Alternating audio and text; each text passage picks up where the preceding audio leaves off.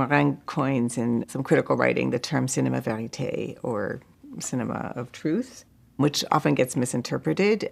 It's, in a sense, an homage to the work of Dziga Vertov, the Russian filmmaker who had coined the term Kino Pravda, meaning also the truth of cinema.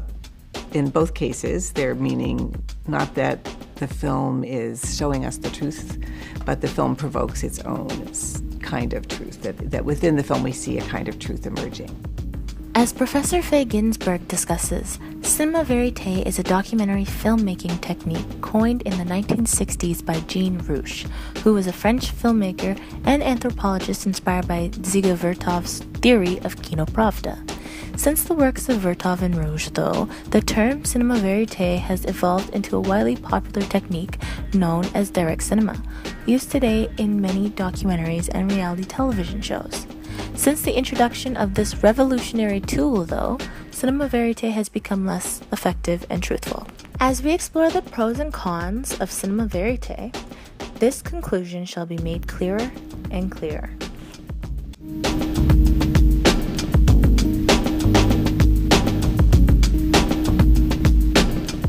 This documentary style has allowed viewers to see a sort of truth behind the people displayed on screen.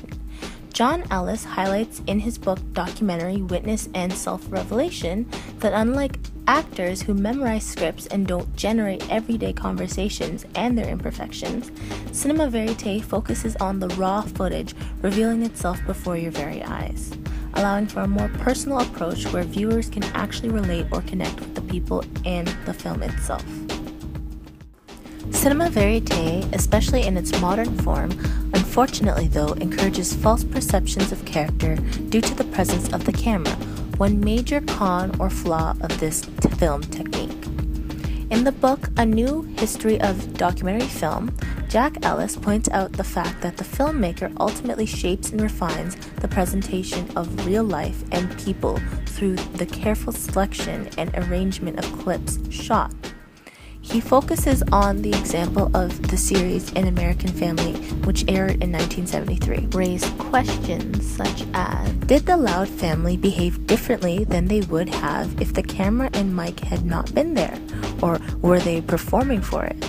These questions were because viewers were disappointed when a particular scene came across lacking drama and climax, making the scene seem staged when it was commonly seen in the viewer's idea of reality to react in a more dramatic way.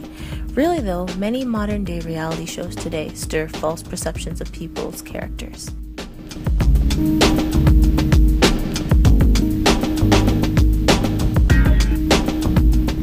A strong documentary or television show captures the viewer's attention, penetrating their emotions and moving their soul. Cinema Verite allows people to identify with real-life situations and can affect them emotionally because of the real situations happening on screen. In Documentary Witness and Self-Revelation, Ellis points out, though, that this film method can often lead to the exploitation of the people seen on film, shaming, embarrassing, or even incriminating them by framing their mistakes. Since Cinema Verite consists of raw footage and interviews, many can conclude that what they see on screen is what is truth, that they are accurate since it wasn't a fraction of the filmmaker's mind, or that it wasn't a reenactment. It is what is before you right here and now.